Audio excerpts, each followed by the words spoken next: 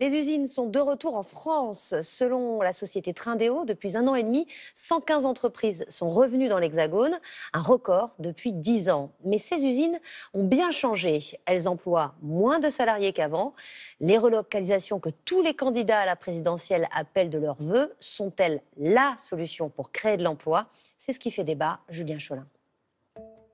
L'industrie française, dépendante de ces milliers de cargos et de leurs marchandises, qui approvisionnent nos usines, nos supermarchés. Des produits qui ont soudain manqué quand le commerce s'est figé durant la pandémie. Pour y remédier, une idée s'est imposée chez les leaders politiques. Relocaliser des industries de la sidérurgie. Et l'indépendance veut dire la relocalisation. Notre solution à nous, c'est de relocaliser les productions. Nous investirons dans ces initiatives de relocalisation, nous prendrons les engagements. L'idée fait bondir l'Organisation mondiale du commerce. Moins échanger risque selon elle de ralentir la production planétaire au risque d'une perte de bien-être pour tous. Alors, faut-il relocaliser à tout prix l'industrie ? C'est ce qui fait débat. Pour certains, il s'agirait avant tout d'une question de souveraineté. Paracétamol, semi-conducteurs, certaines productions ont quasiment disparu en France. Alors le gouvernement met sur la table 830 millions d'euros pour réindustrialiser le pays. Un choix nécessaire selon cette marque française d'ordinateurs qui vient tout juste de relocaliser une partie de sa production jusqu'ici fabriquée en Chine. Là, vous avez de l'assemblage. Donc ça, c'est des petits modèles qui sont nos entrées de gamme en 14 pouces. Moins d'1% des ordinateurs vendus par la marque sont fabriqués en France. Mais ce n'est qu'un début, promet le PDG, qui y voit avant tout un investissement utile pour le pays. Mais ça ne vous dérange pas, vous, de travailler avec un ordinateur américain ou chinois alors que vous pouvez travailler avec un ordinateur français ? Forcément, je veux dire, ça gêne toute une partie de la population. Donc en fait, une success story à la française sur un domaine aussi grand public, c'est quelque chose qui doit être soutenu par l'État. Le projet a bénéficié de 440 000 € de subventions régionales.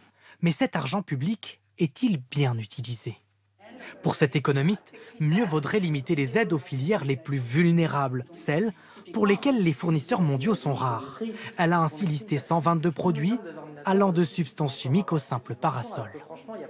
Le problème, si on ne fait pas un ciblage précis, c'est que finalement on éparpille un peu l'effort public et l'efficacité risque d'être très décevante. Mais relocaliser permet-il réellement de créer ou recréer les emplois ? D'après les chiffres officiels, 76 300 emplois ont été créés ou préservés grâce aux aides à la relocalisation. Une bouffée d'air forcément pour les salariés recrutés. Comme ici, en Vendée, où Malongo a relocalisé sa production de cafetières dans ce territoire durement touché par les délocalisations. Ça fait 5 ans que je suis dans la région et j'ai un CDI seulement maintenant. Donc c'est une sacrée opportunité pour moi. 22 salariés au total ont été embauchés en CDI, très loin des nombreux ouvriers qu'employaient les usines d'électroménager de la région, bien avant les délocalisations. Relocaliser ne signifierait donc pas forcément retrouver les emplois d'autrefois.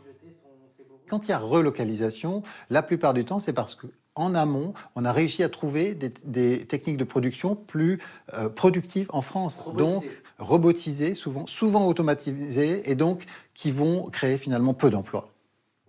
Malgré tout, relocaliser resterait pour certains une priorité pour répondre à l'urgence climatique. Et limiter les transports de marchandises à bord de ces géants des mers très polluants. La grande question aujourd'hui, c'est d'organiser la transition écologique. Et organiser la transition écologique, ça veut dire diminuer les transports. Ça nécessite que chaque pays retrouve une certaine autonomie en matière industrielle. Un argument là encore contesté par d'autres économistes qui rappellent que le trafic maritime mondial ne représente que 3% des émissions de gaz à effet de serre dans le monde.